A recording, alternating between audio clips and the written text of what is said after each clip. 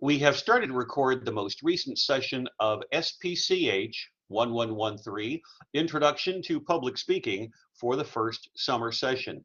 It is Tuesday, June 7th, 2022.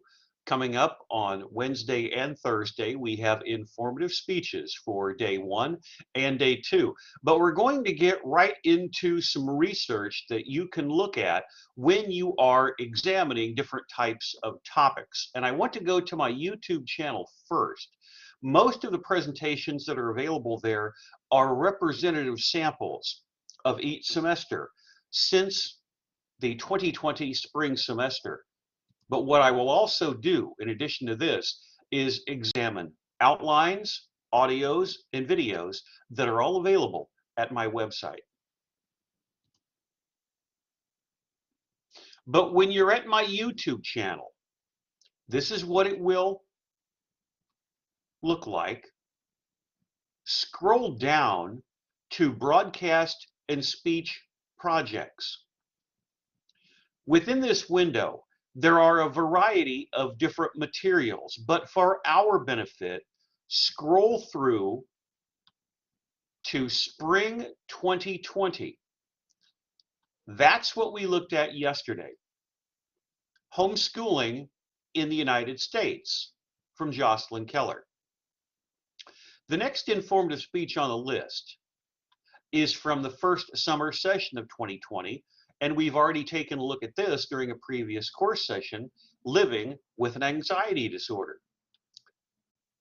Down to fall of 2020, we watched this yesterday from Reppert on VARC learning styles. We also examined Emotional Intelligence, which was fall intercession of 2020 by Finley Blair. And early in the semester, we watched this presentation on sickle cell anemia. That was provided through something called Microsoft SharePoint. As we continue to scroll down, you will also see an informative speech from first summer 2021. This is Emperor Nero, and that presentation from Sierra Putney was also viewed yesterday. So first summer 2021, spring 2021, fall intercession of 2020, fall of 2020, and spring of 2020, right there, and of course living with an anxiety disorder. So all of those are different types of presentations. Virtually all of them are recorded on Loom that you can examine. And then we also were looking at different types of presentations that are available on YouTube. Let me go to Google Drive. This is something that I can only access, and show you different links to YouTube channels from spring 2020 students.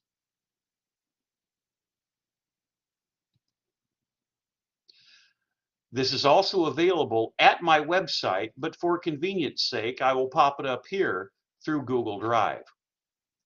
You've got examples of informative speeches in 1, 2, 3, 4, 5 different locations. The Kylie Nee speech we watched, the Lucas Sharp presentation, and Mackenzie Turner. In that case, she was talking about what it was like being a member of the SAU golf team during the pandemic, because these were all recorded, as you can see, when we had to leave campus very hastily. Lucas blew out his ACL. He's talking about his speech there. And then Kylie was talking about what it was like to diagnose diseases for dogs, and she gave her presentation directly from her family animal clinic. So now from this location, which looks different when you go to my website, you've got all different kinds of topics that are based in outlines and audio and video. And we're going to come back to this in a few minutes. but move at the website beyond anything that says group discussion to anime. And that's where we'll be starting shortly, looking at outline structure, interactivity, graphics, different kinds of activities that are going to help you in terms of your overall research. Some of the presentations that you are going to see that are informative are going to be based on personal experience, and this is certainly one. On occasion, we'll show a number of presentations, demonstrative, informative, persuasive, and wildcard from the same student during a semester or during the summer to see his or her overall improvement. You saw Matt Huffman from fall of 2020 last week. His demonstrative speech was the process of being a volunteer fireman, which he has been for a number of years in Southwest Arkansas. But he also had something that took place in his personal life that he wanted to share for his informative speech. And that's what we're going to start off first. Get to a video and then start breaking down different topics, because that's what today is, topic selection. The first video of the day, even though the camera is a little bit cockeyed, but that's okay. Matt is going to talk about something that is very personal to him, that is research-based, which is the heart of informative speaking. His informative speech is on bariatric surgery.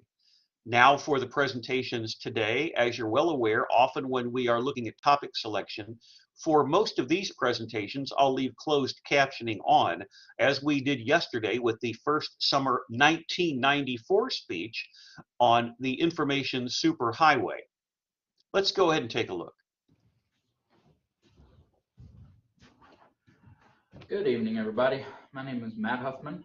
Tonight I'm going to be doing my informative speech over something that is very personal in my life, and that is bariatric surgery and how it saved my life.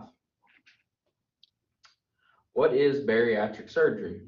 Bariatric surgery is a variety of procedures that's performed on people who are obese. The procedures alter gut hormones that are responsible for hunger and fullness. This helps lead to a new hormonal set point. It also limits the capacity of the stomach and can help eliminate, in certain circumstances, not always the case, help eliminate type 2 diabetes, high blood pressure, sleep apnea, high cholesterol, and other diseases that are associated with obesity. But please check with your PCP to find out if bariatric surgery is right for you. There are three main types of procedures for bariatric surgery. I chose the vertical sleeve gastrectomy. Usually they just kind of the common name for it is sleeve surgery, bariatric sleeve. They don't get into all that fancy stuff. So the VSG is your stomach is restricted by being cut and removed. The volume is reduced by 80% of your normal volume, so they take out 80% of your stomach. All main functions of the stomach stay intact. It still breaks down food, all that stuff. And it is performed for high-risk patients, which I was a high risk, and I'll get more into that in just a minute. The other one is gastric bypass. It surgically separates the stomach. It's kind of like the sleeve. They go ahead and make a small pouch right up at the top of your stomach. Only a small segment of the food comes into contact with your stomach. Portion of the small intestine is disconnected and is rerouted to the smaller pouch, that is on top of your stomach. Then food is rerouted from the new small stomach into the intestine, so all the food doesn't come in contact with all of your stomach, just the small part, and then goes into the intestine and through. Then another one is the lap band. It's the more or less invasive out of the three. It's the surgical placement of a silicone ring around the upper part of the stomach. The tightening of the band decreases hunger, but still allows the person to feel full. So you eat a little bit, this restricts you from being able to eat a whole lot, but it still makes you feel full. There's no cutting or removing of anything in the stomach. So my journey, how I came on this, I'd always tried a lot of weight loss options, never worked. I was always a big guy. It started on July 1st, 2019 at Saline Memorial Hospital. I had to go through a lot of pre-surgery requisites that my insurance was making me do before they would sign off on the surgery. So first I had to get medical clearance from a heart doctor and get a referral from a sleep study, or referral for a sleep study. And I did that, got clearance from my heart doctor, and then got to do the sleep study. I had to see a nutritionist. I had to have another sleep study done, but this time I had to do it with a CPAP machine, which forces air into your nose, your mouth, whatever, however the mask is that you're wearing, to give you oxygen, because I was not, I believe it was 87 times that I quit breathing during my first sleep study. So I had to get on the CPAP, and that was because of me being overweight. I had to see a psychologist. Then I had to wear my CPAP for 30 days before surgery.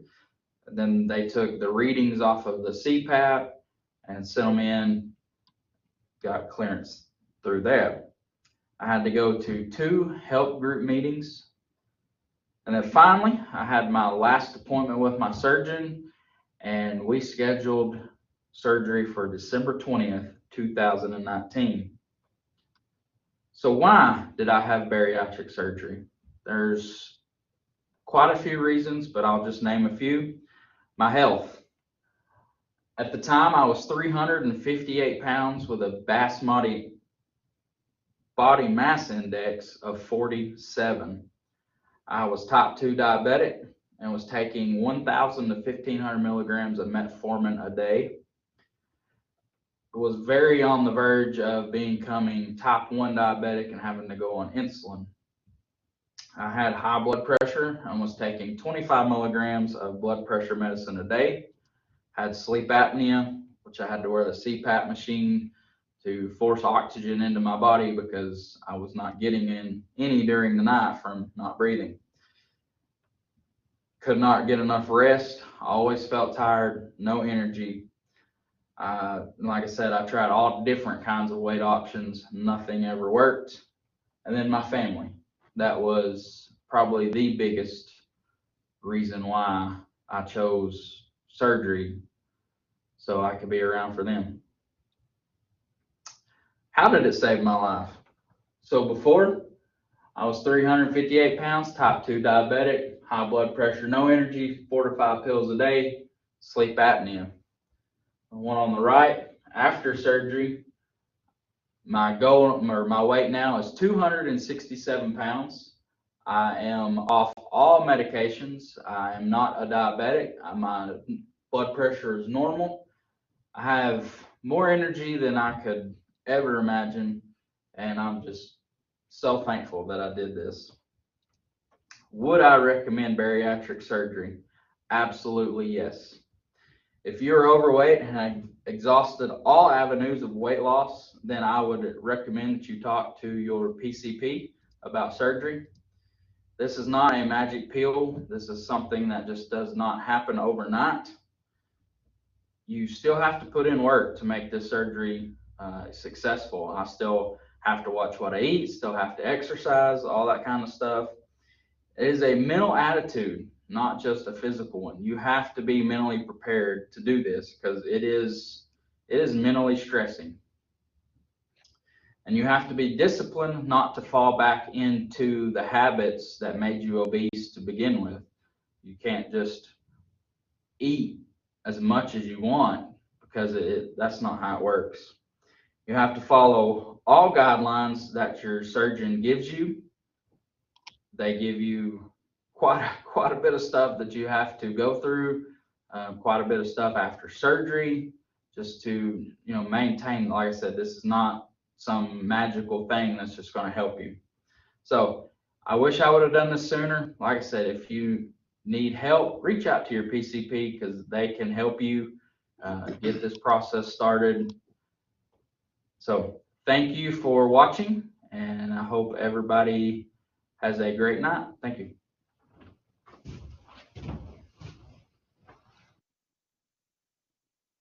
You'll recall I told you last week that his presentations are being recorded in the same church where he and his wife are youth pastors. And what's interesting about his informative speech is that he is blending his personal experiences with the research involved with he or anyone else considering bariatric surgery and some of the long-term implications of that, because having the surgery is one thing, the weight management program is one thing, but living with something that alters your body obviously is a serious decision that you have to talk about with your physician and also with your family. So in his case, as we do with everyone else, let's examine his material from back to front. Because this is on YouTube, the overall look obviously is going to be different. Looking at the camera, would I recommend bariatric surgery? Yes, and he has a number of bullet points to support that point of view. Eye contact, looking down at his laptop, which is connected to the widescreen TV in back. How did bariatric surgery save his life? And there you see a photo on the left of before and right with the after. And I think what's most striking from the informative standpoint is because he is still relatively young, the diabetes that he was examining on the left-hand side is actually now, after the surgery, gone. You can imagine if he was a little bit older, if the diabetes had set in, but that happens in some cases where the diabetic symptoms go away. High blood pressure became normal and his energy came back. He's not having to take any type of medication, and the sleep apnea, because of the weight loss that he encountered, had gone away, so his sleep patterns were normal. And as you can see with the closed captioning on the screen, he was getting up there in terms of his overall weight. And then when you move back, why did he have bariatric surgery? There's his son, his wife, discusses health, family, all different types of options. So he's got 1, 2, 3, 4, 5, 6 different bullet points for health, and then he can talk about the family all he wants. Gives him the opportunity to expand or contract to fill the time. And because his overall time was over 8 minutes, it wasn't an issue at all. He had more than enough information to fill the time. And then moving back to his journey, quote, the road may be bumpy, but stay committed to the process. And when he started talking about this from an historical perspective, he had to wear a CPAP for 30 days before surgery, and then he had to go to group meetings because, as you can imagine, the life changes from major surgery are going to be quite profound. Talked about the changes in his sleeping with the closed captioning at the bottom, still on his journey, looking at his notes, and then the 3 main types of procedures, because historically based, if you had a procedure years and years ago, it may be more dangerous to your health because as time moves on, you find out that certain types of surgeries would be safer in the long term. As you can see, he chose the vertical sleeve gastrectomy. But from the left to the right, vertical sleeve gastrectomy, which he had, the gastric bypass and the lap band. The essential part, or one of them at least, of an informative speech is to tell us about something that we as a lay audience may not necessarily understand. We might have had individuals who in the background maybe told us about different types of surgeries but don't know that much about it. And in this case, he's going into great detail on those 3 different types of procedures. The lap band being the one that is the less invasive because all they're doing is putting something around the stomach, which will not permit as much food to enter. Where the gastric bypass, in some cases, can be more dangerous, obviously, than a vertical sleeve gastrectomy, but it really depends upon the research that you've done, which I'm sure he encountered before undergoing the procedure. And there he is looking back at the screen talking about it, which is not unusual when you're doing something like this on YouTube. That's why I suggest Loom as your option. What is bariatric surgery? A lot of people don't necessarily know, and how something like this can potentially affect your long-term health. And that's where you get to the last bullet point. Please check with your PCP, primary care physician, to find out if bariatric surgery is the best option for you. And then above it, quote, can help eliminate type 2 diabetes, high blood pressure, sleep apnea, high cholesterol, and other diseases associated with obesity. So what you want to do, explain very clearly to the audience what exactly the procedure is all about. Still examining it, and that gets us close to the beginning of a speech, how it saved his life. Now, of course, in a perfect world, I would prefer that the camera not be slightly tilted, but he does a good job. It's not going to affect his grade at all. For all of you, the more practice that you are doing with any type of speech, all of those takes that I mentioned at the end of class yesterday, they're eventually going to show up in terms of the overall professionalism that you provide. The date in the upper left-hand corner, late September of 2020. So he was already on his second speech. If you're doing this during a semester, it is usually late August, early September, late September, October, or November, December for the four major speeches. So you've got obviously more time in terms of the calendar to prepare. That's not the case when you take it during the summer. You've got one speech a week, and you want to make certain that you concentrate your studies to make certain that you are effective, as Matt was with his.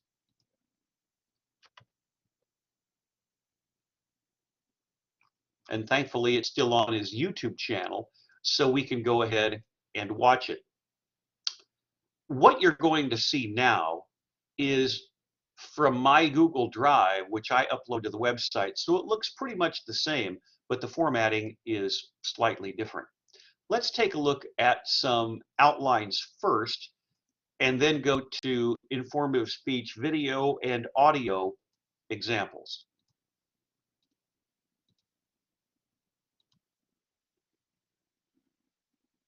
When you are at the website, scroll down until you find anime.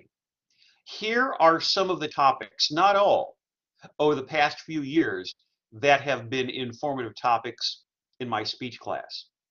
Anime, attention deficit disorder, beauty trends, competitive swimming, dementia, introduction to digital art. This is from the same individual, a summer course, 2015, who last week I showed you the demonstrative speech outline she prepared called Chinese paper cutting. This is her title slide for digital art. Her name, the title of the speech. Ideally, I'd like to have SPCH 1113 and the semester it was offered. And then she talks about the major types of 2D digital art with four main elements. And that is one example of digital art that she talked about in detail from an interactive classroom in Overstreet Hall. So this was a face-to-face course, not online. So this is going to be behind her on a widescreen, and she can talk about the procedure by which it was produced. Same with this. With 13 total slides, obviously, she is going to be moving through these at a rather fast clip in a 7 or 8 minute speech. When you're in a face-to-face classroom, oftentimes they might be slightly longer. Imperium Graphics Arts. So all of these are examples of art produced digitally. talking about each of these in detail. This is New York City. Think about how long it would take to produce something like this in minute detail. Really creative artistically. Same with this. How you can determine colors, shapes, the ratio, because oftentimes with amateur artists, whether it be an analog or a digital format, getting the perspective right for a tree or a mountain or a lake or a person can really throw things off unless it is done intentionally, such as some type of a caricature where your facial features are intentionally changed or made somewhat larger than usual for the sake of artistic creativity. And there is a video link, interactivity, to a 2D art tool. Now consider the fact this was a class 7 years ago, how the software used then was state of the art, and we would look at this today and think it was horse and buggy. The paint tool interface, I can remember whenever I first got computers and was experimenting with some of the features, how archaic they seem by 2022 standards, what you can create digitally. The advantage of all of these, and I'll go from back to front, is that you can take as much or as little time to talk about the creative process, creating a brush in SAI, and that is her final slide. So this is not a text-based presentation. This is something that is visually based or graphically based, which gives you the opportunity to inform us as much or as little as you want on 1, 2, 3 different elements on her final slide, creating a brush in SAI, anything that is related to the palette or the tools, the paint tool SAI's interface, the 2D art tools with a link, and keep in mind you can incorporate interactivity. We saw that yesterday with the Dorito casserole demonstrative presentation, which I showed at the end of class, but also with the homeschooling informative speech from spring 2020. Again, something like that being the final product. In the Times Square area of New York, this is the Chrysler Building. This is not exactly what it looks like, but that's the Chrysler Building. All of this would be in the area of Times Square, but artistic license obviously is necessary. Here you can see part of the artistic representation with a tight shot of the inset. How something like this could potentially be used even as a slide template, because there's a lot of dead space over here on the far right-hand side. If you're doing something like this on Loom, where are you going to place your webcam? Probably the upper right-hand corner, because there's a lot of dead space on here, which is good. All of these final products for 2D digital art and her title slide. 13 slides gives you a lot of opportunity to talk about the subject in as much or as little depth as possible for whatever slide you want to examine. Here are some of the other topics that are available for you in terms of outlines on the website. English bulldogs, equine nutrition, the evolution of ranged weaponry, the Federal Emergency Management Agency, or FEMA. The student who gave this presentation during the summer 6 years ago wanted to become involved with FEMA after graduating from college. Finances of domestic partnerships. This was 8 years ago during the summer, a face-to-face course. That was an individual who was in a same-sex relationship before the Supreme Court allowed same-sex marriage to be legalized. The challenges financially that she and her partner faced with a blended marriage, because they each brought children into their relationship before same-sex marriage was codified in all 50 states. Sometimes you're going to have topics that are something is unique or not, but this even goes beyond it.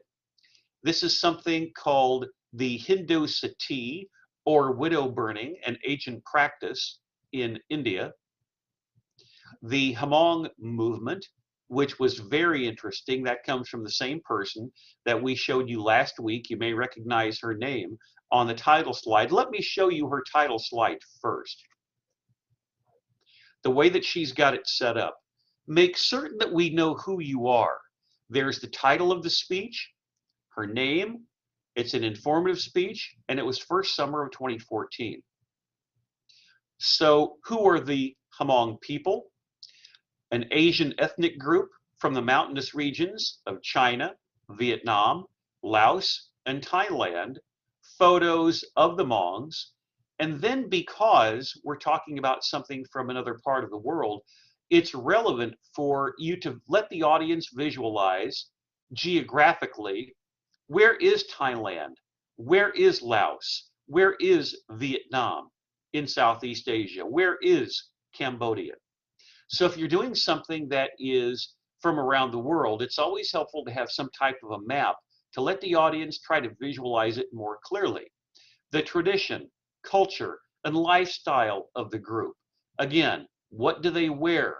Men are dominant with hunting, fishing, and farming. Women are expected to know how to cook and farm, and children are expected to help women. So 4 bullet points in addition to 4 different visuals on tradition, culture, and lifestyle. And directly above the shaman altar text is what an altar looks like. Because obviously there are many religions around the world that we in the United States would not necessarily be aware of. The history of the Hmongs, how the CIA recruited them to help fight for the United States in Southeast Asia, especially in Laos during the Vietnam War, with 3 black and white photos to supplement the bullet points.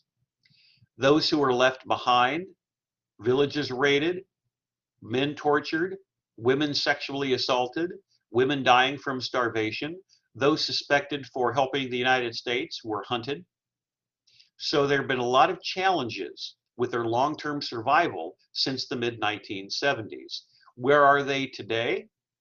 Many of them still remain in Southeast Asia, and according to the 2000 census, you can see that a higher proportion of Hmongs are in California, Minnesota, Wisconsin, Michigan, North Carolina, indicated by the darker blue.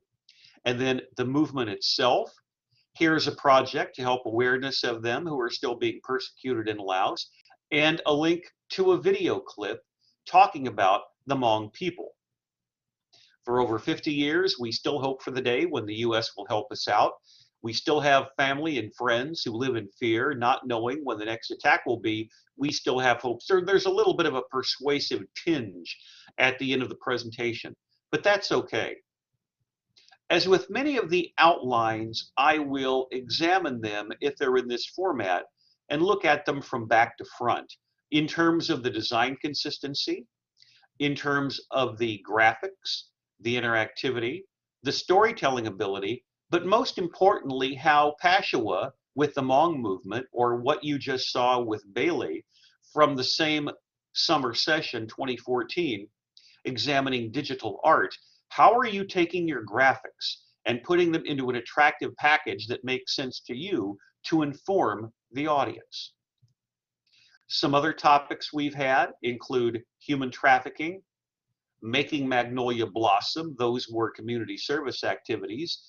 The life and times of the voodoo queen, Marie Laveau. That includes, by the way, if you click on it, a link to an online video from a very popular country music song that talks about Marie Laveau. An introduction to the Marvel Universe. Medical marijuana, which in 2013 was not as much in use as it is in 2022 in many states, not only to assist people in terms of their long-term health, but also a way, quite frankly, for many states to increase the bottom line financially, including Arkansas. Music and drumming styles, that goes back more than 10 years. Music therapy, music through the years, the pancreas, someone who is very interested in a plant-based diet. Now, this is 2017, and notice how she puts her outline together. Her title slide, plants on the title slide, and then very cleverly on the cutting board in a larger font style, plant-based diets, the name of the student, the course, SPCH 1113, or speech as she's got it, and first summer 2017. A lot of people would not necessarily know what a plant-based diet is, because what is a vegetarian? What is a vegan? What is a pescatarian? A lot of people don't know. So let's start this over. Plant-based diet, informing us on what it is, because if you are meat eaters, you may not know or have a preconceived notion. So explain what is a plant-based diet. Quote, a plant-based diet is any diet that completely or partially omits meat and animal byproducts. So if this is what you practice, a plant-based diet, your personal experience can be thrown in. It doesn't have to be some type of clinical third-person perspective. As with what you saw with Matt and bariatric surgery, talk about your personal experiences with any of these topics so we can identify with it more through your personal knowledge. Types of plant-based diets. Vegetarian, there are 4 types. Vegan, 1 bullet point. Pescatarian, which would mean it is a fish-based diet with 4 different versions. Now, a lot of people would know what a vegetarian diet is because it includes, as you can see, cheese, eggs, milk, honey. So it includes dairy products. It includes milk, eggs, cheese, honey, and then you see vegan, raw or cooked, pescatarian, I think that's salmon, and you've got 4 different types of the pescatarian or fish-based weight management program or diet. Why would anyone follow a plant-based diet? With all of these bullet points, you can mention all of them or some of them. They just don't want to eat dead animals. It's more cost efficient and possibly religious beliefs, among many other items in the bullet points. As far as any type of a myth related to a plant-based diet, again, there is a video link, and if you want to incorporate these by Loom, practice before you actually play it and make sure that, as you saw, as I've already mentioned once before, with the homeschooling informative presentation, that it is playing and that it is easily audible when you hear your final version. You may just want to incorporate interactivity from a website. It's not required, but something to at least practice or something to experiment with. Any of the myths involving a plant-based diet. And did you know that the average age of a vegan is 42? From this point forward, did you know 5 or 6 bullet points, myths? Think about this from the standpoint of design consistency with all of the headlines in the same font style and the same color. More than enough information to keep you extemporaneous and conversational and giving you credibility as a speaker. So whenever it says at the bottom 6 slides, that can be sometimes misleading with all of the data that is available.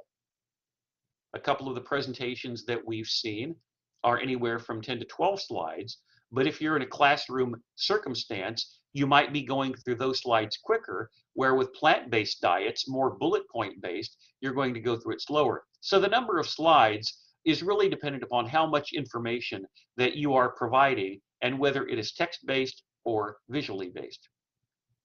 Moving on, we have topics including PTSD, post-traumatic stress disorder. This is a student from 10 years ago who is talking about his own experiences with congenital heart defect called pulmonary stenosis.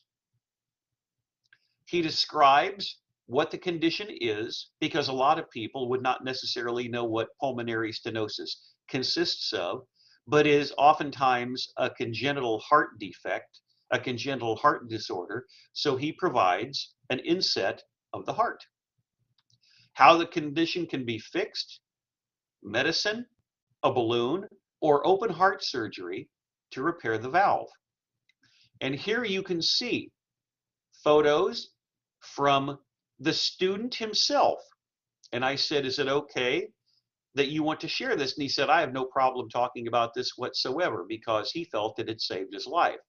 Those are photos of the student's heart, the person giving this presentation, from Arkansas Children's Hospital. And you can see, I don't know if that is before or after the procedure, but it is striking the openness of the student to talk about his circumstances. And there's the surgery.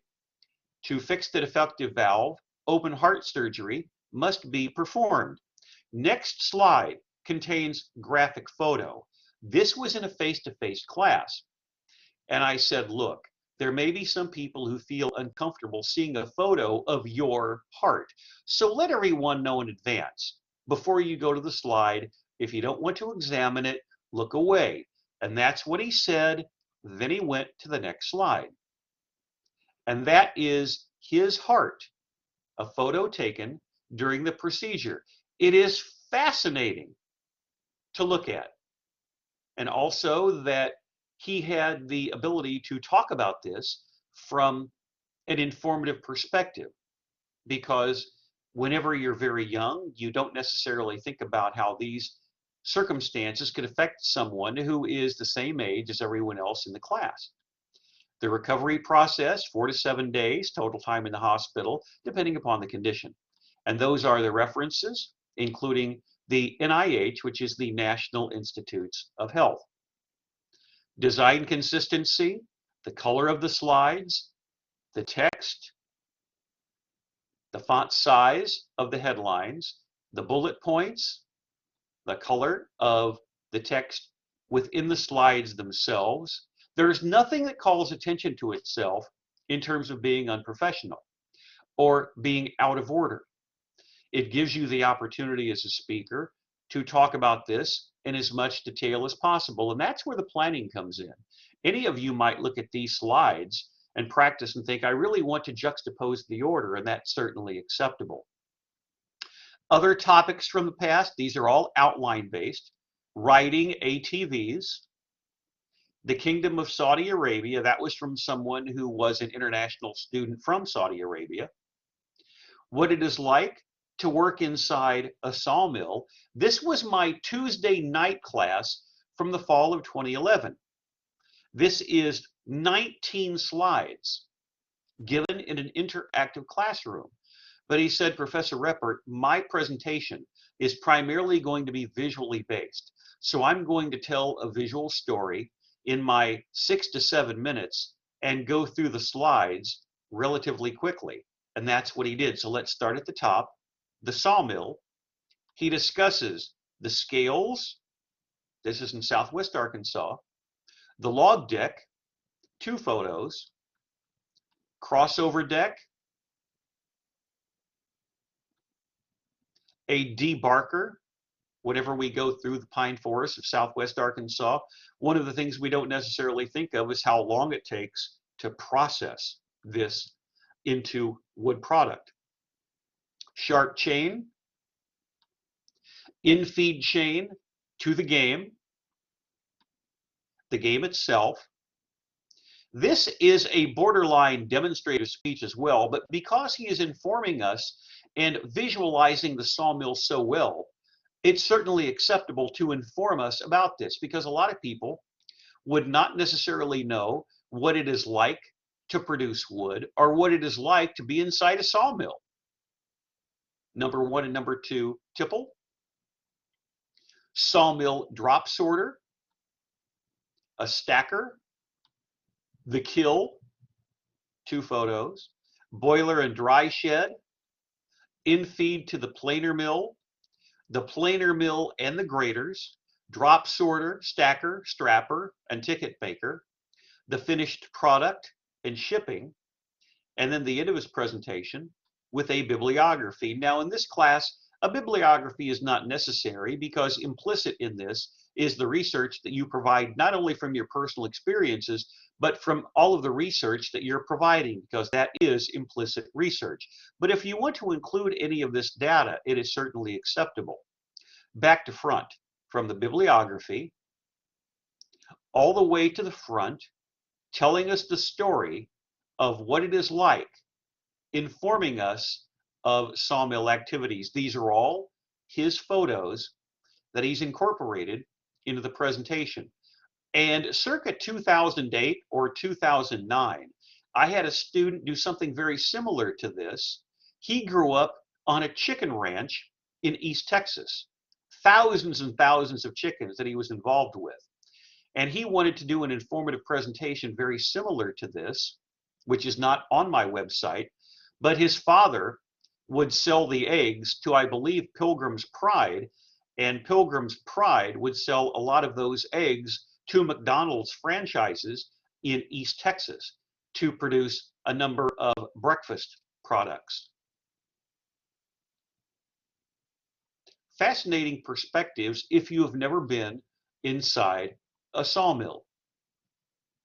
If something like this was being done today, and a reminder that very close to us is a wood facility, Deltic potlatch, railroad tracks near Waldo, that some type of video would probably be provided today. Other topics that are available at the website include the Republic of Tatarstan. Now, if this name looks familiar, she also was the individual whose outline we examined last week for demonstrative speeches, which was how to make kvass, K-V-A-S, which is the Russian fermented beverage, which looks like iced tea, but it's actually basically what amounts to a very low alcohol beer. The Republic of Tatarstan from the first summer session of 2015. Those are some of the visuals that are associated with the country. Some of the facts: that is the third capital of Russia, that its two languages officially are Tatar and Russian, conquered by Ivan the Terrible in 1552. But like what we saw with the earlier presentation on the Hmong movement, it's very helpful, and I'll always say, if you've got an historically based presentation or something that includes geography, make sure that you put on a map, because there is Tatarstan. A lot of people wouldn't necessarily know about it unless they had visited there for the sake of tourism, and there is a video provided here for tourism. So St. Petersburg, which used to be Leningrad before the old Soviet Union became Russia in 1990, Moscow, and that's where Tatarstan is located. And the entire span of the old Soviet Union was 11 time zones. Now, this is a video for tourism to Tatarstan. This video opens in a different window, and I'm going to play it for your benefit. So you'll see me in just a moment. You've noticed for a number of these videos, which were produced for showing or for presentation in an interactive classroom in Overstreet Hall or in the business building going back 8 or 9 years. It's very important that, depending upon what the topic is, you include a YouTube link. Not necessarily all the time for an online course. Here is the video that was provided for Tatarstan to let us visualize what the country is all about.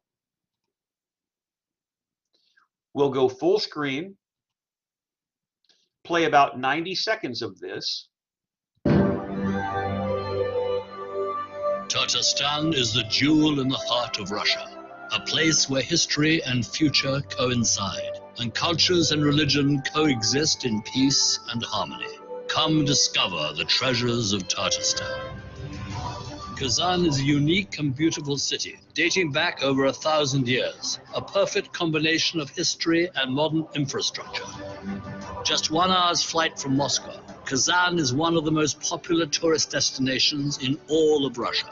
Visit the UNESCO-listed Kremlin, where you can see the Kul Sharif Mosque, the Syungbek Tower, cathedrals and palaces from all eras. In the course of a day, you can start by wandering the shops of Bauman Street, visit our new FIFA-approved stadium, and end the evening in our fabled opera house, home to the Nureyev Ballet Festival. The best restaurants and nightlife will entertain you into the early morning.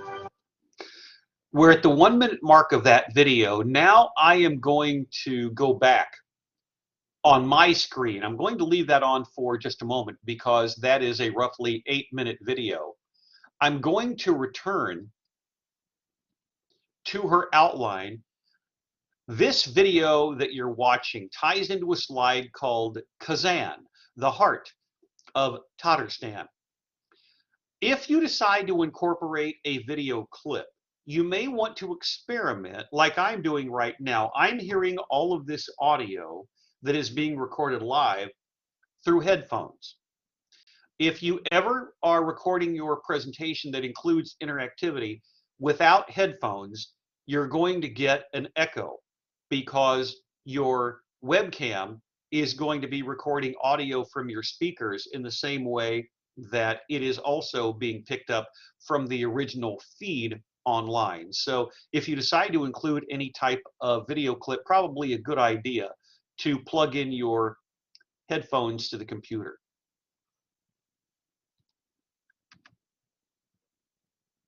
But that's the treasures of Tatarstan from a YouTube channel that 7 years later still works. This will bring us back to our slides. So many really good presentations that are outline based for presentation in face-to-face classes that are available for research purposes on the website. Same next week for persuasive, and in 2 weeks when we're examining the wildcard.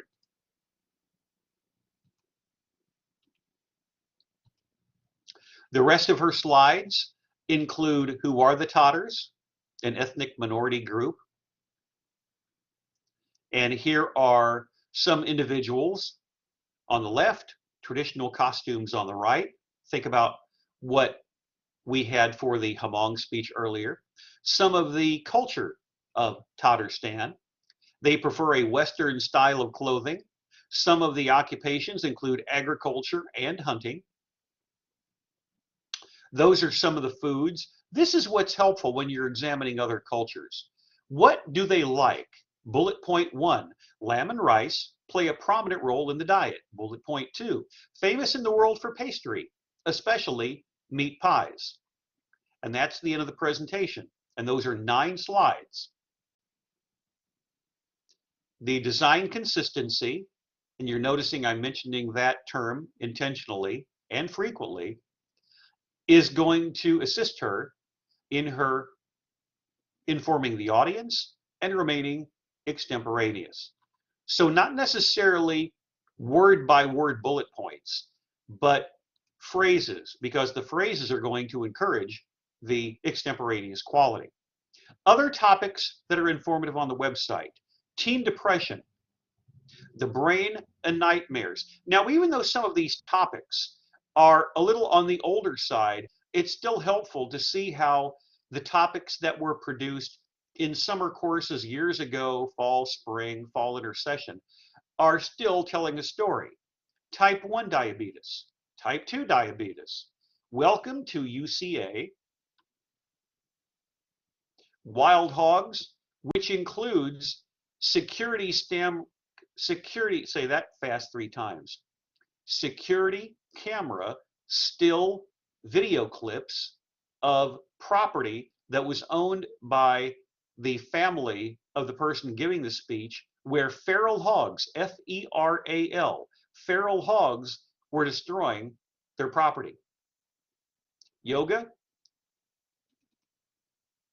And I'm putting this up because this is the last presentation that is outline based before we get into audio and video. If the name Shimiso looks familiar, She was the individual who had the demonstrative speech last week that I showed you for making something called sadza, which was made with cornmeal.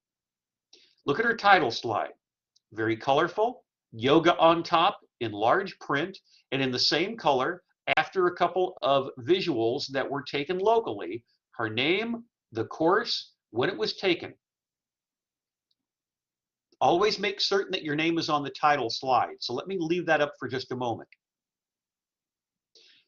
Excellent structure, visualizing the topic, the name of the student, the course name, and obviously when you are enrolled in it. So here are some of the types of yoga. She's going to mention some, but not all. More of the types of yoga, the beginning yoga, and some of the other versions. Again, not necessarily mentioning every last one, but examples of each. What does a yogi use? A yoga mat, a foam yoga block, and a yoga strap. And then there's something called acro yoga with visuals. Ashtanga yoga with an infographic, with a standing sequence and an intermediate series, finished by a finishing sequence on the bottom. Yoga poses, back bends, with a number of different photos. Yoga poses or inversions. Yoga poses or arm balances with a video clip. Some of the health benefits include cardio and circulatory health and improved athletic performance. With all of these topics, personal experiences will come in handy to make individuals understand the topic who are watching you online, or if you're in a face-to-face classroom, watching you live, empathize with the topic or understand it much more clearly. And then she's got all kinds of references here at the end, and they are interactive even though there's no underlining. She's got 1, 2, 3, 4 different references that 7 years later still work. References, health benefits, yoga poses, arm balances with a link, yoga poses, inversions, yoga poses, back bends, Ashtanga yoga, acro yoga, what yogis use, types of yoga, for 2 different slides, types of yoga again, and the yoga title slide. Very attractive. So consider all of these whenever you're putting together presentations. Now we've got informative speech audio topics. Keep in mind that not everyone is going to have access to a webcam, so you're going to be doing it differently. What were some of our informative speech audio topics? Because today's topic selection. Doodle dogs, German shepherds, how different countries celebrate Christmas, mental health of college students, keeping in mind this is not an inclusive list of every last presentation. In my mass communication and mass media courses, virtually everything that they do from beginning freshman to graduating senior is posted on the website. All the way at the bottom, you've got Speech 1113, Introduction to Public Speaking, and if you so choose, every spring from me, SPCH 3123, Advanced Public Speaking. In those 2 classes, not everything is going to be posted, but everything that you do see here are samples along the same lines as what other people have done in the past. Audio includes Succeed in Golf, Addiction, ADHD, African American Civil War soldiers. And then we get into videos, autism, cry-cut settings, documentation for child custody court, emotional intelligence. You've seen that before. A lot of the stuff that's on my YouTube channel is also available on my website. So right next to it is Emperor Nero. You saw both of those yesterday. Homeschooling, you saw that too. Remember, these are informative speech videos. So these are all alphabetized, and it just so happens they're all next to each other. Human body systems, the importance of sleep, influence of feminism, Information superhighway from Andre, 1994, during the summer. You saw that yesterday. Living with an anxiety disorder. You saw that during the first week of class from first summer of 2020. Mental health in athletes. Mental illness. Pediatricians. Primary care vaccines. Reading to your children. Now, if you look closely, the baby that you see here is actually the child or one of the children of the young lady who gave the speech. And there's a cute video in here of something taken from the student's cell phone video. Watching the child as a baby, eyes wide open, while a story is being read, trying to pick up how reading to your children is going to be very helpful. Service dogs. Sickle cell anemia, we watched that one as well. Speech disorders. Tennessee Walker. The Halloween timeline, if you're a movie buff. The history of black hair. Underground Railroad. VARC learning styles. We saw that yesterday from Merrick. William Henry Harrison, who had the shortest tenure as president, roughly about a month. He got sick during his inauguration speech, a very long speech on a very cold day. At the time, he was the oldest president inaugurated, almost 70 years of age, and died after only being in office for 1 month. And that leads us to persuasive speech outlines. But let's go ahead and watch a couple of informative speech videos and then listen to a couple of audios so all of you can get a perspective on what it is like to produce an online informative speech. Service dogs will be first.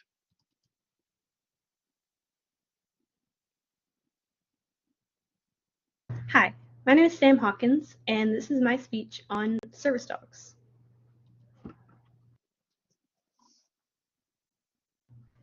Now, you may be wondering, what exactly is a service dog?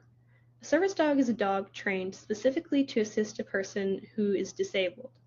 They can often be identified by their work vests. However, not all service dogs wear work vests as they're not required to, so it's not an end-all be-all to whether something is a real service dog or not.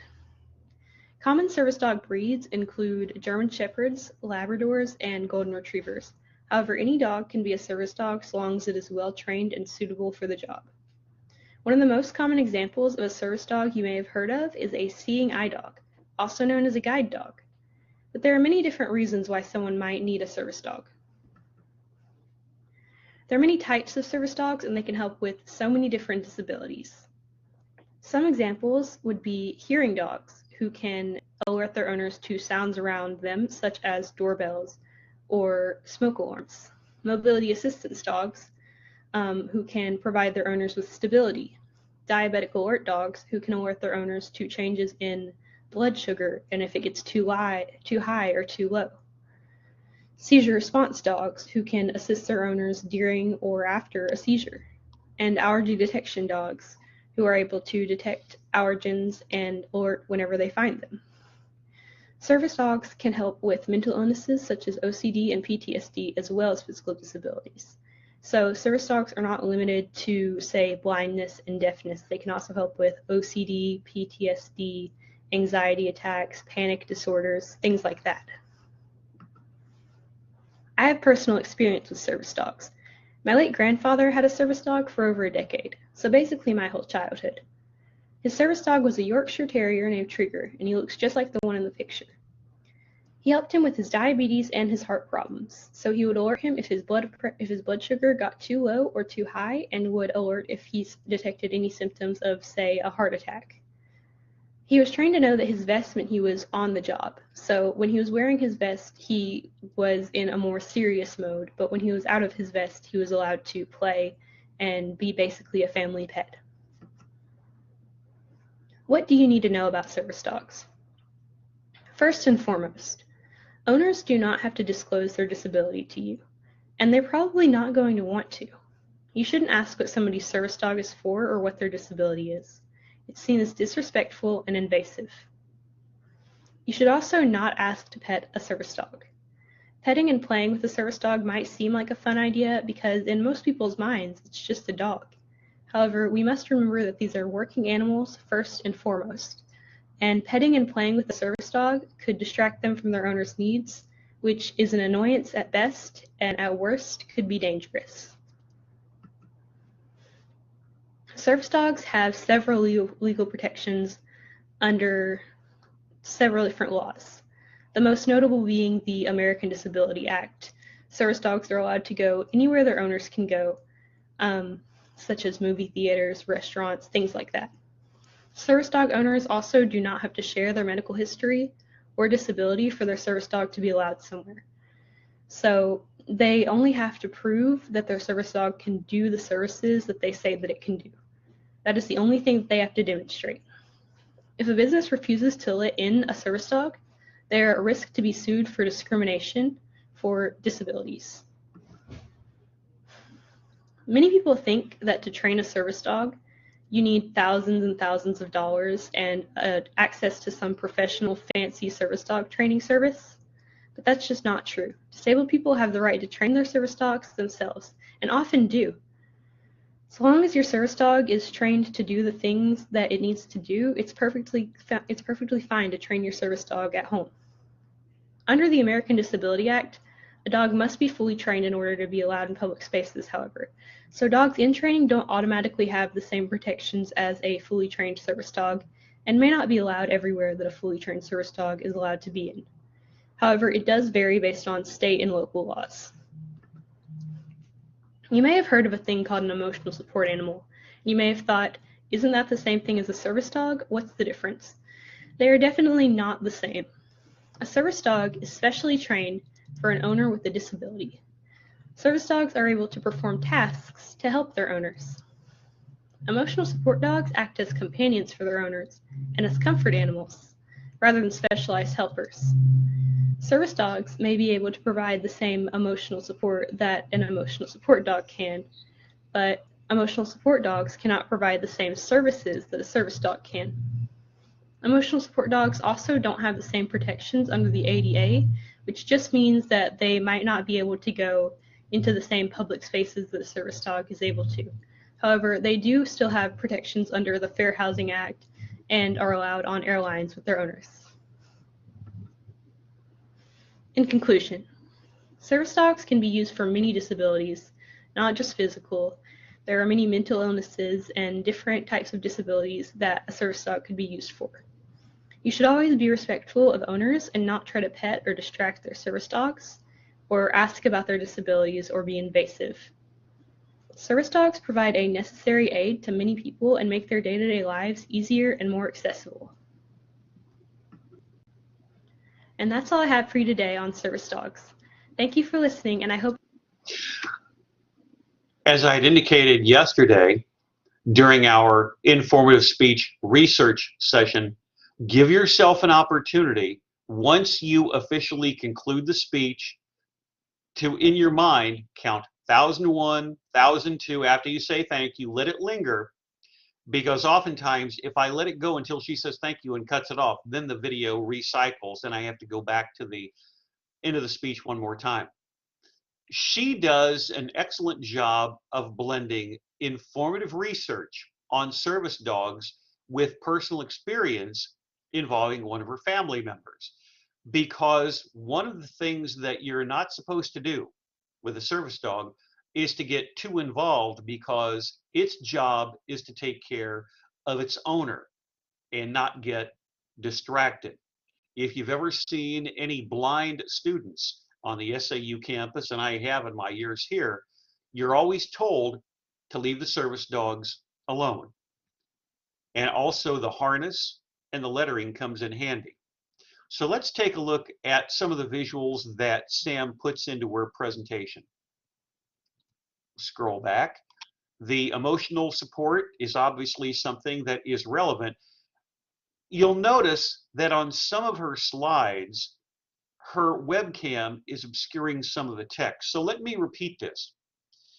For many of you, the first thing that you should do before putting your slides together is consider, where am I going to have my webcam?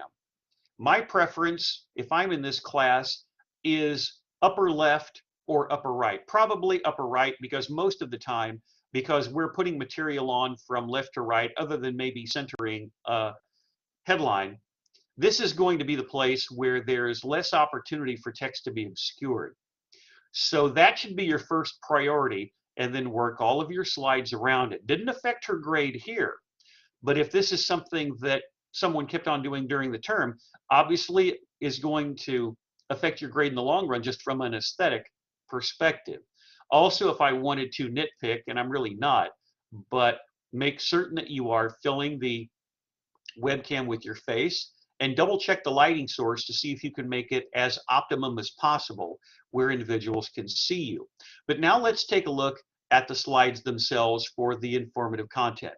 3 bullet points, including the second one as they are companions, and the third, that the emotional support dogs don't necessarily have ADA protection, which is the Americans with Disabilities Act, while service dogs do. So there is a difference that she delineates here between a support dog for companionship and a service dog, which is going to help someone. We would most notably see that for someone who is blind. And then continuing to move back, looking at her eye contact, training service for the dogs. They don't have to be professionally trained. Disabled people have the right to train their service dogs themselves, but it must be fully trained to be allowed in public spaces. Some of the legal protections that she talks about with 3 bullet points. The personal experience, including her grandfather with a service dog, the Yorkshire Terrier with the health difficulties. And let's go back to the vest. The vest meant that he was on the job, similar to what we saw on that final slide. What the uses for service dogs are in terms of the training. That, of course, is a remote control for anybody who's in a wheelchair to get inside a door of a public facility. So those uses are discussed. And what is a service dog? A lot of people don't necessarily know what they are. And those are really nice photos. Some of the dog breeds, such as German Shepherds or Labs. The seeing eye dogs are what we would most associate them with. And let's go back to the title slide, service dogs. So that's one of the informative speech videos that is available at the website. Many, many really excellent examples, and I'm just scratching the surface, and I'm refreshing my memory from looking at materials that I have posted there, because there are so many that can help you identify with informing, serving as a teacher or lecturer. The next one we're going to look at is a Tennessee Walker. And you saw this person give a presentation. As I told you, some of these people I'm intentionally showing you more than once. Not everyone. Sam is not someone that I might show every week, or some of the others, but individuals that I might show on a regular basis. And our next speaker may be one to show you improvement in content, delivery, and visuals.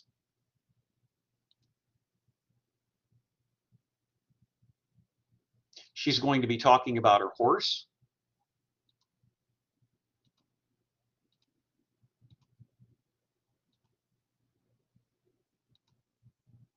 When you go to my website, this is exactly how it will look whenever you click on that particular icon. Exactly how it looks. And this is her presentation on a Tennessee Walker. And I'm going to leave the closed captioning off here.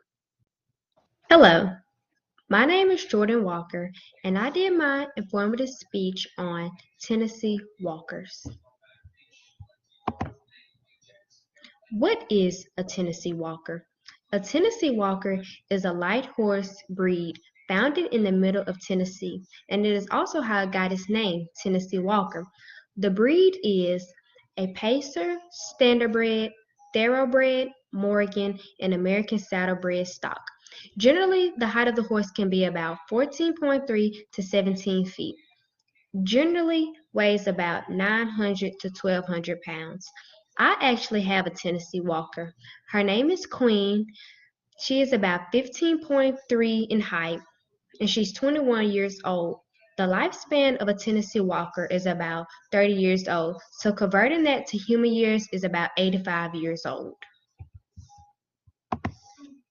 Characteristics. Tennessee Walkers are very versatile and gentle.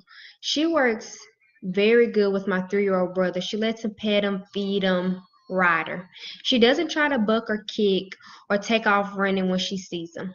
They come in many colors, such as bay, black, chestnut, gray, and white. As you can see, my horse is black and white. Their coat pattern can be Aviero, Sabino, Tabiino, and Taviero. My horse is Tabino because she is more black than she is white. They have unique gaits, they're very easy to ride, they're tall in their stature, and they're very territorial. She cannot be in a pasture with other horses. She can only be by herself, but she does get along with dogs very well. Unique gaits. They are known for their gaited walk. There are 3 distinct gaits. The first one is the flat foot walk, which is the legs are like a normal stride but bigger steps. Then you have a running walk. Her legs are going to go higher than the flat foot walk, and she's going to be moving much faster. Then you have a canter, which is basically galloping. The horse nods his head with the rhythm of his feet. And if you would like to enter your Tennessee Walker, you can go to the Tennessee Walking Horse Ride National Celebration where you can enter your horse. And you have to have a special uniform while you're entering the competition. And you can see which horse has the best walk. And when she was younger, she competed in a lot of those competitions. And when we did them, we normally went to Texas for her to compete. We didn't go to Tennessee, but we went to Texas for her to compete. But as she got older, it was getting bad on her legs, so we stopped her competing. And as you can see in the picture, she is doing a flat foot walk. We're just regular walking through the grass and enjoying time together. Nutrition and grooming. Most common foods are hay, fresh grass, and rolled oats. There are other treats you can give her, such as carrots and apples, but my horse prefers watermelon. And there are other grains and other nutrition that you can give your horse to keep her stocky and healthy, but I prefer to give her Country Acres pellet 12% protein and 5% fat. And then Tennessee Walkers can easily get heartworms, so she gets her shots every 4 months. Then grooming. You can use a shedding blade that'll get some of the hair off of her back. Then you can use a spiral steel, which is a bigger blade, and can get all the rest of the hair off that you didn't get with the shedding blade. Then it's time to shampoo. Now you will shampoo her mane and tail with the product called Mane and Tail, and you can actually use this product on human hair, and it'll do just the same. And during the winter, she gets a winter coat, so you don't have to worry about her being cold during the harsh winters. And we have for her a barn for her to stay warm in, but when it's raining and storming, she actually likes to go outside and just stand in the rain. Then after that's passed on, then it's summertime. So now her winter coat is gone, and now it's her summertime coat. And horse flies tend to attack her during the summer. So we use Repel X to spray on her to kill the horse flies or for them to not get on her while she's out there.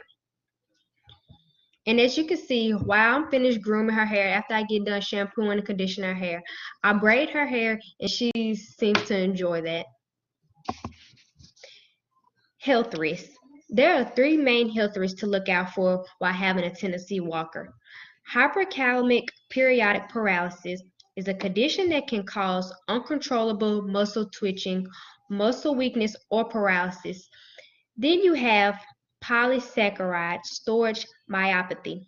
Is a disorder that damages muscle tissue and can cause stiffness and pain. Then you have malignant hypothermia makes a horse have abnormal metabolic activity.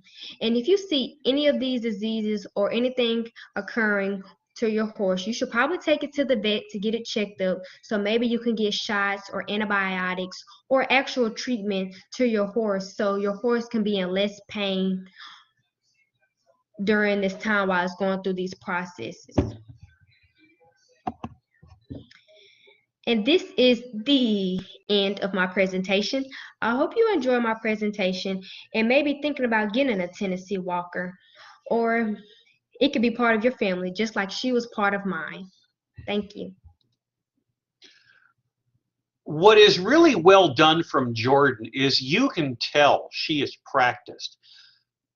I intentionally, as I had indicated previously, go out of my way to show you some of the same people as they progress through all of the speeches.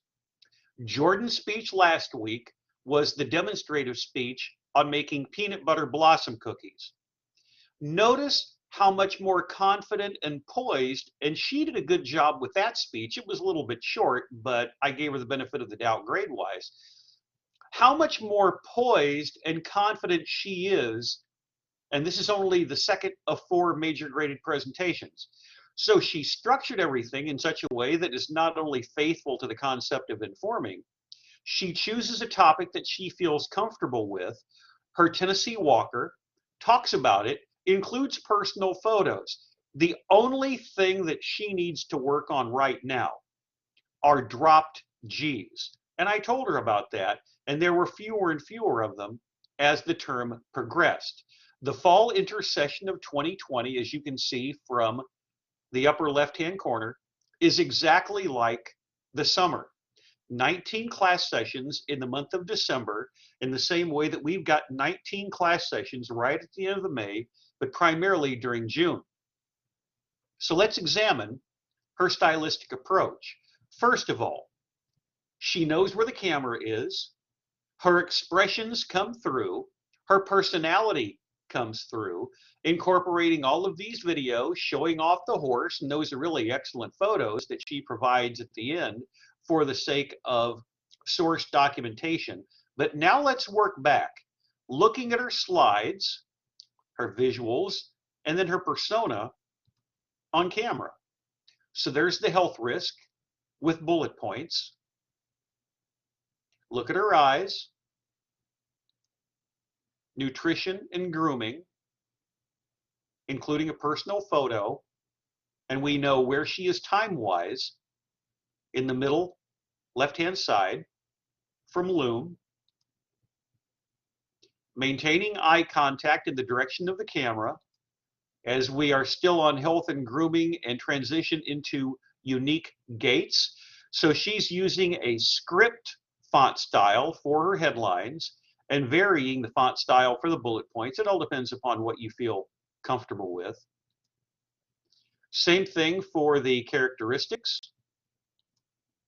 What is a Tennessee Walker? Not everyone's going to know. Let's go ahead and mute it. Look at the bottom left-hand corner. Watch your eye contact. Does it come across to you as a cohort, and I say not classmate, but cohort intentionally, because anyone who takes this basic public speaking course can identify with what Jordan or anyone else is going through. She's making a conscious effort to remain extemporaneous and look in the direction of the camera as much as possible. So we'll pause it and get closer to the beginning of the presentation, her title slide, and let's make sure she's looking at the camera. There we are, with the eye contact. She does a very nice job. Now I'm intentionally, like Jordan, going to show you someone else whom we saw last week. This is Madison, who is a member of the SAU softball team, and she's talking about her experiences from the standpoint of mental health in athletes. And that's the topic we're going to be looking at next for an informative speech video. There is Madison. We already have this set up. Now keep in mind, her presentation and Jordan's, in addition to a lot of them, are listed as informative speech video because I only take one example from a term and place it on my YouTube channel. So there's tons and tons of methodologies by which you can learn to become an effective informative speaker. Jordan's got an identifiable personality. You saw that with Sam for her presentation on service dogs, and you're also going to see it from Madison. And with the YouTube channel video to start off today on bariatric surgery, you also saw it from Matt Huffman. Mental health in athletes from spring 2021. Hi, my name is Madison Pogue, and this is my informative speech on mental health in athletes. Personally, as an athlete, I feel like this topic is not talked about enough, so I thought I'd shed some light on it today. I wanted to start off by first saying that this is not a sport-to-sport related thing. It is very much based on each individual person and how they function mentally. So how chemicals kind of react in their brain versus, oh, I play softball, so I'm going to be 10 times more likely than a soccer player to be depressed. So saying that, we're brought to depression. So depression is, if you put it simply, being in an extreme sad state. So some symptoms would include being sad, losing interest in a lot of things that you like to do or even love to do, and then having really bad mental thoughts about yourself and sometimes even about other people. So what does it look like in an athlete? This would be, for example, if you know an athlete who is usually so excited to go to practice or always talking about that it's game day, and then all of a sudden that is not even a thing, not even an interest to them anymore. They kind of are sluggish and they don't really want to ever go do their sport. That is a good sign that they may be struggling with depression related to their sport.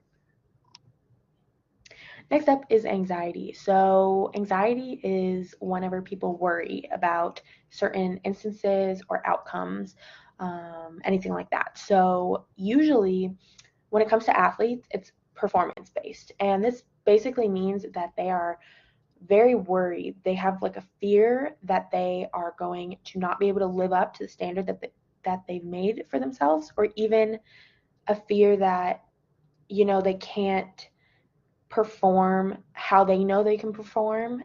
This could be at tryouts, a game, a practice, anything like that.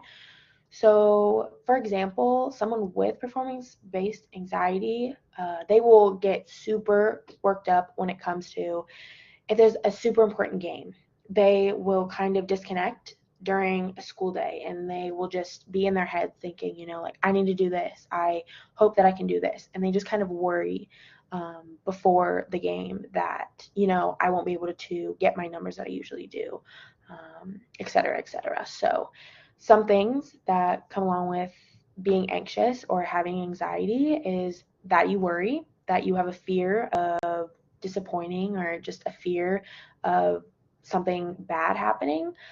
And then another thing is hard time concentrating. So again, at school, kind of disattach from kind of everything that's going on and just kind of really being in their head and focusing on what if I do really bad. The next mental health issue is OCD, which is obsessive compulsive disorder. This is something that people probably are like, whoa, that's something that affects athletes. Yes, it affects athletes because there's certain ways that some people will show that they have OCD. This usually, or at least most times, aren't as severe as depression and anxiety in athletes, but it's just kind of their routines before, during, and after a game.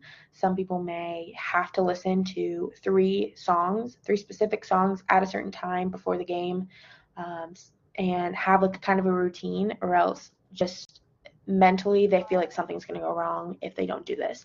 Personally, I have this with softball. If I don't warm up hitting a certain way, and if I don't stretch a certain way before a game, then I just feel like I'll do terrible. So I personally know how this feels, and it's not too terrible, but it's definitely something that is always on the back of my mind. Then the last mental illness is ADHD. This is a hyperactivity disorder. So this is a lot to do with focusing. So this often affects athletes because if they have to learn a new play or watch film in order to play a game, like a very important game, it's very hard for them to focus and kind of understand and learn and really absorb everything that's going on.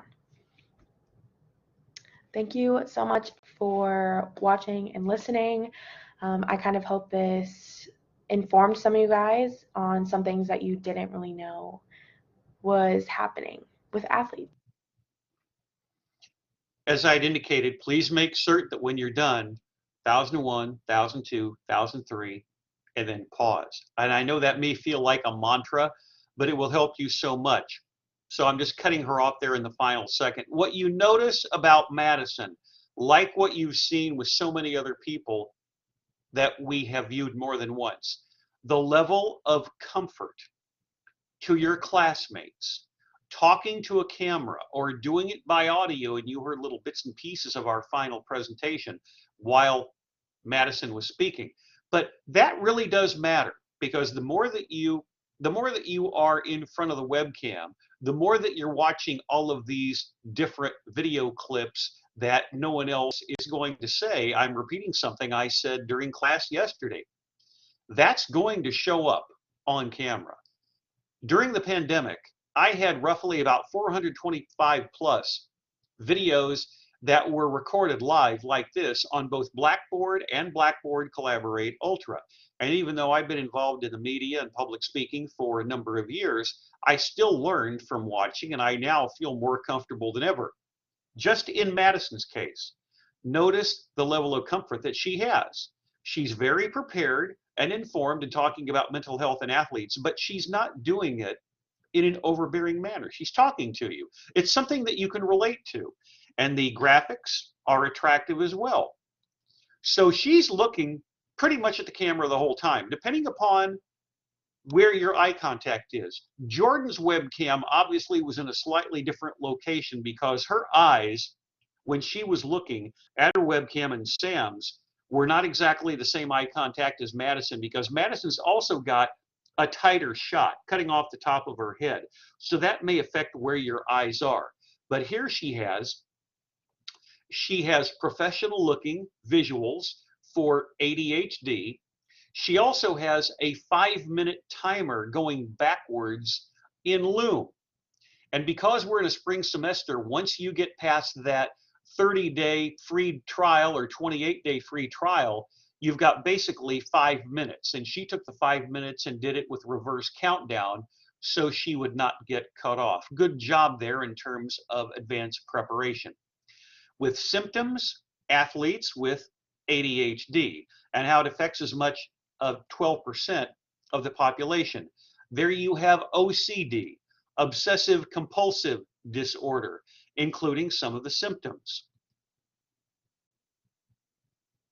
And then we move back, look at her eye contact directly into the camera. The lighting is easily available for anyone to see what she looks like, so we're not trying to guess. There's nothing that calls attention to itself in terms of the webcam. Their anxiety, still looking at the camera with the symptoms and usually performance-based anxiety. On occasion, when you're looking up and off to the side, you're trying to visualize what your next thought is, and that's what she apparently is doing. The signs and symptoms of depression, what does it look like in an athlete? There's a little bit of obscuring of text, but not too much. Again, very sincere. She has an authentic persona to the webcam. And she's not afraid to talk about that too. The related sports and any sport with the subpoints.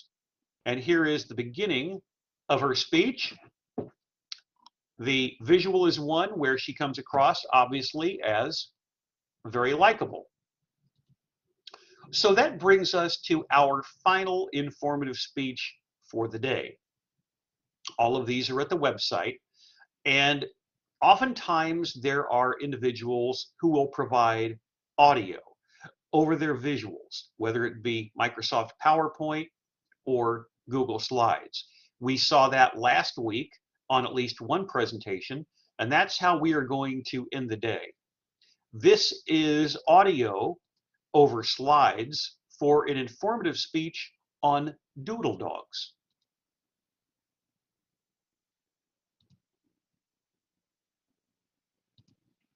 This is Caitlin. A little bit of this audio you probably heard because I was double checking to make certain that whenever we found it on the website, this is what it would look like. But let me show you on my Google Drive whatever I see. Not exactly the same at the website, but they're all in this order. So I just find anything that says informative speech audio, and there you've got yoga, which is the last speech with an outline, and directly next to it is informative speech audio, doodle dogs. So I click on that among many outstanding items that are available at my website. Let's go ahead, final speech of the day. Hi, I'm going to be talking about doodle dogs. Alright, the things I'm going to be covering is what is a doodle dog, types of doodles, the history of doodles, and my own doodle. So what is a doodle dog? A doodle is a general term for any mixed breed dog that is mixed with a poodle. So it could be like a golden retriever and a poodle, an Irish setter and a poodle, or anything else similar to that. These dogs are considered designer dogs because they're like living teddy bears, and they're very desirable because of some of the traits they carry. There are several different types ranging from size, breed, and fur coats. Here's some types of doodles in regards to breeds and the size. Large size doodles include the Labradoodle, Golden Doodle, and Irish Doodle. Medium size includes the Aussie Doodle and the Schnoodle, and small size includes a Yorkie Poo and a Cockapoo. And I have some examples. So on the left we have a Golden Doodle, in the middle we have an Aussie Doodle, and on the right we have a Yorkie Poo. And here's the different types of fur that can come with any type of doodle. So the most common would be curly if it is bred with a purebred poodle and another doodle, which is usually an F1B. And then we get the wavy coat, which has a lower to moderate shedding rate. And then the most uncommon coat is straight, and it has a moderate to high shedding rate. So on the left we have the curly coat, in the middle we have a wavy coat, and on the right we have a straight coat. Alright, and then this is basically a generational guide of the breeding of doodles. So an F1 is a purebred of any type of dog bred with a poodle. So on the right I have an example, and it's a poodle and a golden retriever, which makes an F1 golden doodle. An F1B is a doodle, so basically an F1 that's bred with a poodle, and then an F2 is an F1 times an F1. And here's the history of doodles. The first doodle that we have recorded in history is a Labradoodle that was bred in the 1980s. This dog was bred to be a low-shedding guide dog for a woman whose husband was allergic to dog fur. Doodles are designed in general to be low shedding and are bred with other dogs that are known to have higher intelligence. This is part of the reason why they became designer dogs, along with the fact that they look like teddy bears. And these dogs are supposed to be hypoallergenic, which isn't a real thing, but they are considered hypoallergenic because they are low shedding most of the time. And now I'm going to be talking about my doodle. Her name is Aurora, and she's an F1B Irish Doodle, so she is an Irish Doodle mixed with a purebred poodle. So, like I said, she's an Irish Setter and Poodle mix, which is an Irish Doodle. Her mom was the Irish Doodle, her dad was a Standard Poodle. She was born July 5th of 2020, and her coat type is a mix between a wavy and curly type, and she's even more uncommon because she has a blue merle coat, which is not typical for doodle dogs unless it's an Aussie doodle. So in the bottom left, the picture is of her dad, who's a standard poodle, and then to the right of that picture is her mom, who is an Irish doodle, a first-generation Irish doodle. And then I have a picture of her in the top right, and that's what she looks like right now. And then below that, on the left corner, is her when she was about 6 weeks old. And then to the right of that is a picture of her when she was about 8 weeks old. So she's changed a lot, and her fur coat has changed a lot as well. Thank you for listening. Let's get to the last couple of seconds of the speech. Hi, I'm going to is a picture of her when she was about 8 weeks old. So she's changed a lot, and her fur coat has changed a lot as well. Thank you for listening. The presentation that you just saw on Doodle Dogs is very similar in terms of the reverse timer that we also had from our previous presentation on mental health in athletes. Down at the bottom, 5 minutes max, reverse the order, make certain that for any of the data that you're providing here with the Irish doodle, and then moving back with the history of doodles, or the types of doodles and breeding, the types of doodles fur types, the types of doodles breeds and size, what is a doodle dog, and that's an adorable visual. You're always double checking the timer on Loom, especially if you are working in reverse order. But what you saw in this case and what you saw from our previous speaker are both excellent uses of playing around with the timer, playing around with the location. But with the audio, instead of seeing the face, you get one of the letters of the students who were involved. And this is the title slide for Doodle Dogs.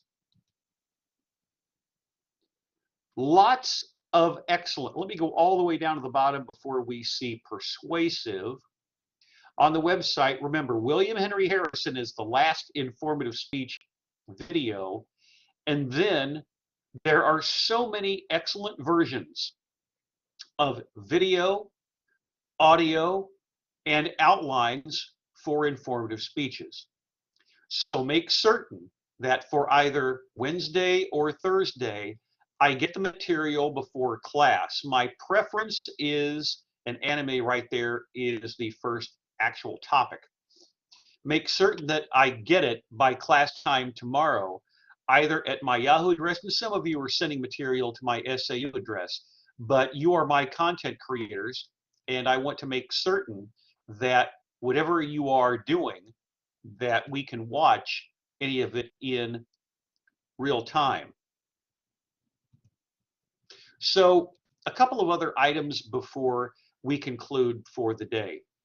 When you are at Blackboard, and I already have the audio muted, if you ever want to go back and watch, this is video of yesterday's class. And I'm playing this in real time with the audio down. This is the actual, look at the bottom of the screen. We are 18 minutes in to yesterday's class session, which is titled Informative Speech Research. And that is Jocelyn Keller, upper left-hand corner of the screen, from her presentation during the pandemic. So all of these videos with numerous examples of topics, of research, of videos, of audios, of outlines are going to help you visualize your own informative speech, serving as a teacher or a lecturer. With all of these examples that I played at the end of class yesterday, including the 1994 speech, all of this is going to assist you. And we'll come back to that in just a moment. Let me play the last minute with the audio up from yesterday. just from the folks that you've seen today, there is obvious improvement, and it's nice to see. And that'll be the same way with all of you as well. So hopefully this recording will stay online. As for take 2 of SPCH 1113, Introduction to Public Speaking, for the first summer session, I am out of breath. It has been a long day, but I have been extemporaneous and conversational, and ideally no vocalics or drop G's. On that happy note, that concludes the recording session. Been such a long day, I can't cross my fingers. That concludes the recording session for today. And I think you have to have a good sense of humor when you're involved in the recording process. And you know this as well from watching yesterday's video, because I was done. I was exactly at this point yesterday, finished the class session, go to Blackboard and realized there was an issue with the recording session. So I literally got up, made a cup of coffee, and started the process all over again, because all of the tabs that I had used were still up on the screen. Same thing with you guys. You're going to be recording all of these presentations on more than one occasion. And you might cringe because of a vocalic or a drop G or a problem with grammar, or you may cringe at looking at a visual that has a misspelling or is misaligned, or you may cringe when you realize that you placed your webcam in a part of the screen where you are obscuring relevant text or a relevant headline, and you have to adjust it accordingly. But the other part of this is making certain that I get material by class time, either tomorrow or on Thursday. So the last place we are going to go today with any type of interactivity is to return to the student preview area of Blackboard. I already have the speaking list up.